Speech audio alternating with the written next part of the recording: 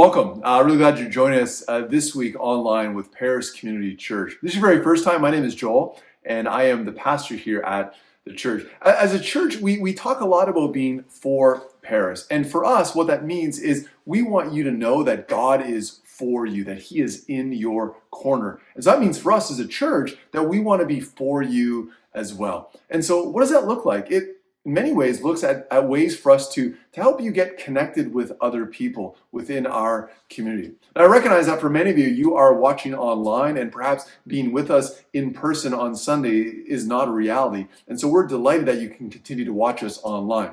For others, however, maybe you live close to Paris. We would love you to come and join us in person one of these Sunday mornings. Get to know more of who we are and begin to get connected with other people within this community. The next couple of weeks, we have a lot of exciting things coming up. In a couple of weeks, we're having a tea for women and their daughters, a great opportunity for the women in our communities to connect. Then on June the 7th, we're actually going out of the church and we're meeting in Lions Park. Always one of the highlights for many people throughout the year. There'll be a barbecue afterwards. We'd love for you to come and join us. Now, if you want to find out more information about any of this, make sure to sign up for our e-blast. Just jump to our website, click on the link, and in a matter of moments you can be connected and you can hear more and more about everything that is happening in the life of the church. But as I think about right now, I recognize that you may be in a different stage or season in life, or even when it comes to faith. And so my hope is that this time together is helpful and meaningful and enables you to connect more with God and take your next step. And also know that if there's a question you may have, or if there's something you'd like further prayer for, we would love to get in your corner. And so send me an email and we can connect and we can continue this conversation beyond just this online message. Well, I'm so glad that you're joining us here today. I hope you have a great rest of your day.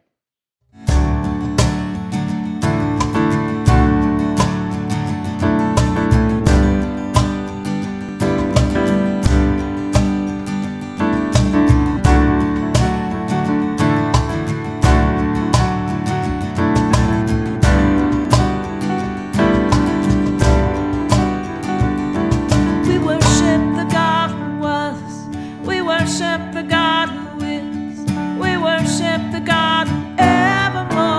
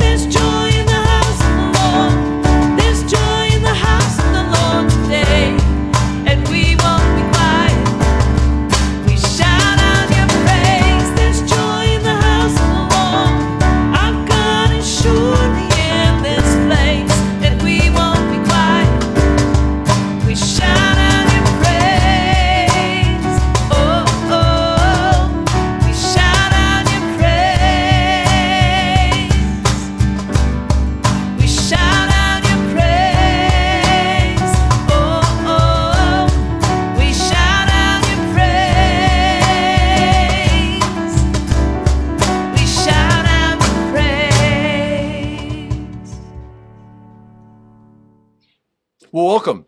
Today we're jumping into an entirely new series, and it's a series that really revolves around the question we'll come back to every week. And the question is this: when it comes to life, are you fully satisfied?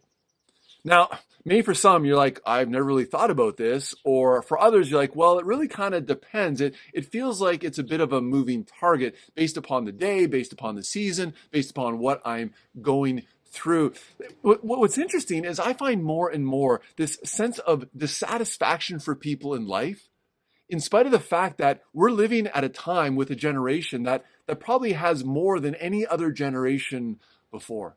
I mean, I think of the advent of social media, yet people are more connected than ever, yet live with a sense of dissatisfaction because there's this incredible sense of loneliness in life. Not only to mark that, but oftentimes social media makes it hard to be satisfied or to enjoy life because you're constantly being inundated by the pictures and the reels of other people's lives that you don't seemingly measure up to. Or you think of convenience. I mean, with the gift of Amazon, anything you want, anything you need will literally be delivered to your door within 24 hours. Yet we seem to be becoming more and more impatient, a sense of dissatisfaction with life. And so this is a series where I want to land on this question of asking, are you fully satisfied? And if you are, then what is your satisfaction ultimately grounded in? Because this can land in different places. It can be around the sense of, are you happy? Or do you have meaning? Do you have this overall sense of purpose in life? You see, one of the things I really appreciate about the Bible is just how raw it is, yet also how relevant it is as well. And so for the next number of weeks, we are going to jump into the book of Ecclesiastes. Now, I'm not sure if you've read this book before, but this is a look that was written thousands of years ago that speaks specifically into this very question of how do you find ultimate satisfaction in life? And if I could make a suggestion, one of the real benefits of this series is having conversations after I speak. And so maybe there's someone that you can connect with that you can either watch this online with, or if you show up in person, you can go out for lunch afterwards and begin to have the conversation, because we're not looking for quick fixes. We're not looking for just shallow optimism, but really digging deeper and asking the question of, where do I find ultimate meaning in life? And so before we jump into the book of Ecclesiastes, a bit of a background so that you understand that this is hitting real life. It was written about 3,000 years ago by a man many believe was King Solomon. And what's important about understanding where King Solomon is that he is near the end of his life and he is reflecting upon life. And he's living at a time which is often referred to as the golden age for Israel. What that means is they were not in war with any other countries. And so they had peace around every border. And so what that allowed the king to do was, instead of preparing and planning for war, he could reflect. He could think. He could examine what life was all about. In addition to this, as the king, he was someone who lacked nothing from the worldly standards. He had power, he had prestige, he had status, he had success. I mean, the temple had been built. He had riches, he had wealth, he had relationships. He had every possible pleasure that he wanted. If he could think of it, he could have it. So as he reflects upon what is most valuable in life, you would think like, okay, he's going to have some real nuggets of truth. And so what does he have to say? Well, I want to read the opening couple of chapters. And it's a bit of a raw look as to the reality of life, that when you get beyond the surface, you start to realize that to find meaning and satisfaction must go deeper than just simply what we experience in life. And so let's jump into Ecclesiastes and see what it has to say when it comes to finding meaning and satisfaction in life. Ecclesiastes 1, beginning in verse 1, we read this. The words of the teacher, son of David, king of Jerusalem. Meaningless, meaningless, says the teacher, utterly meaningless. Everything is meaningless. What do people gain from all their labors at which they toil under the sun? I, the teacher, the king over Israel and Jerusalem. I applied my mind to study and to explore by wisdom all that is done under the heavens. What a heavy burden God has laid on mankind. I have seen all the things that are done under the sun. All of them are meaningless, a chasing after the wind. What is crooked cannot be straightened. What is lacking cannot be counted. I said to myself, look, I have increased in wisdom more than anyone who has ruled over Jerusalem before me. I've experienced much of wisdom and knowledge. Then I applied myself to the understanding of wisdom and also of madness and folly. But I learned that this too is a chasing after the wind. I said to myself, come now, I will test you with pleasure to find out what is good. But that also proved to be meaningless. Laughter, I said, is madness. And what does pleasure accomplish? I tried cheering myself with wine and embracing folly. My mind still guided me with wisdom. I wanted to see what was good for people to do under the heavens during the few days of their lives. I undertook great projects. I built houses for myself and planted vineyards. I made gardens and parks and planted all kinds of fruit trees in them. I made reservoirs of water, groves of flourishing trees. I bought male and female slaves and had other slaves who were born in my house. I also owned more herds and flocks than anyone in Jerusalem before me. I amassed silver of gold for myself and the treasures of kings and provinces. I acquired male and female singers and a harem as well, and delights of a man's heart. I became greater by far than anyone in Jerusalem before me, and in all this my wisdom stayed with me. I denied myself nothing my eyes desired. I refused my heart no pleasure. My heart took delight in all my labor, and this was my reward for my toil. Yet when I surveyed all that my hands had done, and what I had toiled to achieve, everything was meaningless, a chasing after the wind. Nothing was gained under the sun. Wow. When you start to read that, you start to realize, wait, what is this guy talking about? He seemingly has everything in life. I mean, he had wisdom, he had pleasure, he had experiences in life. He seemingly had it all. He said there was nothing that he did not experience that he wanted to. Yet in the midst of it, he comes back to this reoccurring phrase, meaningless, meaningless. Everything is meaningless. A chasing after the wind. The book of Ecclesiastes gets incredibly raw and real as it starts to look at where do we find ultimate meaning and satisfaction in life. In order to fully understand this book, it's important to understand the perspective, and that's really what I want to kind of talk about a little bit here today. Because this is not a message of hopelessness. But when the author is saying meaningless, meaningless, he is speaking more to just how temporary, how fleeting, how fragile life can be. That it can be here in a moment and then gone in an instance. That experiences can come, but experiences will also go. There's actually this amazing image that is given. Is just how life is like a vapor, a blowing of the wind, a puff of smoke. That you can see it, you can experience, but you can never fully grasp it. That it's with you for a moment and then it's gone. And the point that Ecclesiastes is making is precisely this: that the things of this world are temporary. That yes, you can have happiness, yes, you can have pleasure, yes, you can have success, but they won't always last. And I'm sure you can relate that you walk through seasons in life that you enjoy good things, you've had success, but then something happens. And suddenly what you enjoyed in that moment is no longer with you. Or on the flip side, maybe things have been going well and then sickness or suffering enters your life and it seems so unpredictable. It seems so unkind. It seems so unnecessary. And what Ecclesiastes is telling us is that no one can escape it. That life is fragile. Life is at times unpredictable. And the point he begins to make is if we find our ultimate meaning and satisfaction in the things of this world, we're going to be disappointed. We're going to be seemingly lacking something more. Which brings us to kind of a second phrase that repeatedly comes up that helps us understand how do we interpret what is being said. And it's the phrase, under the sun. The writer of Ecclesiastes is telling us, listen, if you look to find meaning and satisfaction just in what you see, just in what you experience, it's going to leave you lacking. But rather to have a greater perspective, a perspective that begins to recognize the reality of God in the midst of all things. For those of you that are perhaps curious about faith, sometimes wonder just like how relevant the Bible can be, or if Christianity is just shallow optimism. Let me ask you a question.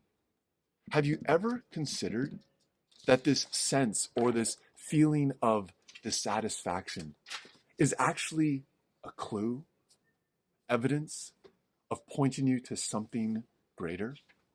That if we truly want to be satisfied and find meaning and purpose in life, it's not found in the good things of this world, but rather in the Creator of all things, in recognizing our need for God. Later on in Ecclesiastes 3:11, this is what the writer says, that God has set eternity on our hearts. That our longing for something more, our recognition that no matter how good of a life we live, no matter how much success we may accomplish, no matter how much happiness we have in the moment, it's never going to fully satisfy, because God has wired us for something more, and that is life for Him, life with Him, not just simply in the time here on earth, but into all of eternity. The book of Ecclesiastes, in many ways, hits on one of the great themes of the Bible, that God desires us to live life with Him. One of the great promises that Jesus gives to us is the promise of the abundant life. And it's important to understand that this sense of abundance is not what happens to us, but rather in knowing that God through Jesus is always with us. That's what this series is going to be about. We're going to jump into it and look at, how do we look at the reality of life, the good of work and of pleasure, but also the challenges of suffering and even death. And how does it give us the perspective that no matter what we face in life, we have the perspective of faith, that faith suddenly becomes a gift by which how we view and have a perspective on everything that happens to us, whether it's things we understand or things we can't always explain. And so I want to leave you just with, I would suggest, two dangers that Ecclesiastes wants us to avoid. The first one is kind of obvious. It's the point that will come back time and time again. It's found in the phrase of meaningless, meaningless. Everything is meaningless, a chasing after the wind.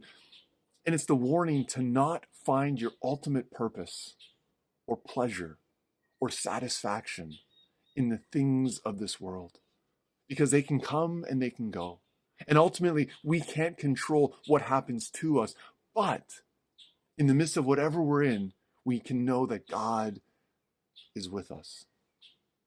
But then there's a second danger to avoid. And this is sometimes where followers of Jesus may land from time to time. They may think, yes, I understand this meaningless, that no enjoyment can be found in the things of this world. And so we suddenly think that like a measure of being spiritual and faithful to God is just how grumpy and unhappy we can live life. That we almost think it's a testimony of our faithfulness, that we don't enjoy anything in this world because we are built for something beyond eternity. And so we're just going to grit our teeth and get through it right now. But that's not the message of Ecclesiastes.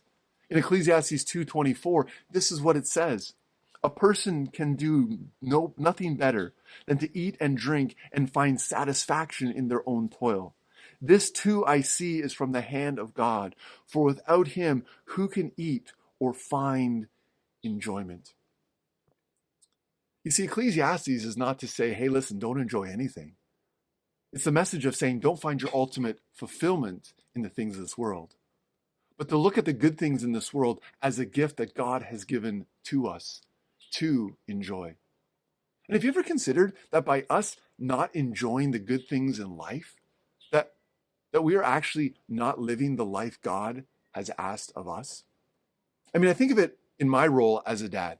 I have kids and I love to give them good gifts. And Most recently, I was in Montreal with my kids, and we had an amazing time. We ate great food. We listened to fantastic music. We just enjoyed the city of Montreal. But you know what was almost more enjoyable for me? Was not just simply how I enjoyed it, but watching my kids enjoy it as well. This was a gift I gave to them, and their enjoyment was their gift back to me. I think the same is true when it comes to God. That yes, we are not to find our ultimate satisfaction in the things of this world, but we are still to enjoy the good things in life. And that when we enjoy them, we actually bring pleasure to God. So where does it land us? Let me suggest a couple of things. Number one is join us in the coming weeks. And not only join us, but invite someone to join you so that you can start to have these real, honest conversations. Because I recognize that we're all in different seasons of life. We all land at different places when it comes to faith. But just be honest and raw and real. And begin to see how this book, written thousands of years ago, can speak truth into your life. And so let me suggest two other things. Number one is take some time to read through the book of Ecclesiastes. Read it from start to finish. This is probably the best handle so that you start to have a better perspective on what it's all about. And as you read it, ask yourself the question, what am I chasing in life? What am I pursuing? Am I pursuing God? Or am I pursuing the things of this world? And the second thing is to be intentional about enjoying the good things in life. Not with a sense of guilt, not with a sense of should I actually be enjoying these things. But as you enjoy them, use them as an opportunity to refocus upon God, to recognize that every good gift comes from God, and that as we enjoy life, our pleasure is our gift back to God. You see, this does another thing. It then does not allow the good things in life to become the ultimate. This week, as you consider your life, as you consider what you are going through, will you allow your circumstances and your situations to draw your attention back to God, so that you start to realize that your ultimate meaning, purpose, and identity is not found in the things of this world, but is found in your relationship with God, knowing that He is with you. And then join us next week as we continue this conversation to see how we can be fully satisfied in the midst of any season of life. Will you join me as I pray? So gracious God, as I think of these words of Ecclesiastes, and sometimes they can be hard to read and tough to swallow, but allow them to give us the perspective again of just what you desire for us, and that is to be in relationship with us through Jesus. And so God, I pray for those that are watching, that this would be another opportunity for them to refocus their lives, to bring their attention ultimately back to you, so that they can experience your goodness and your joy in the midst of every season of life. For we ask this, Jesus, in your name. Amen. Well, thanks for joining us. Join us next week. And as you go, may you know God's blessing and grace in your life today.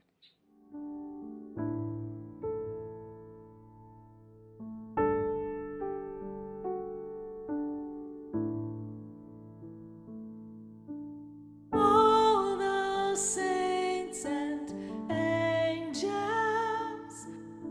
they bow before your throne. And all the elders cast their crowns before the Lamb of God and sing, you are worthy of it all. You are worthy of it all. For from you are all things,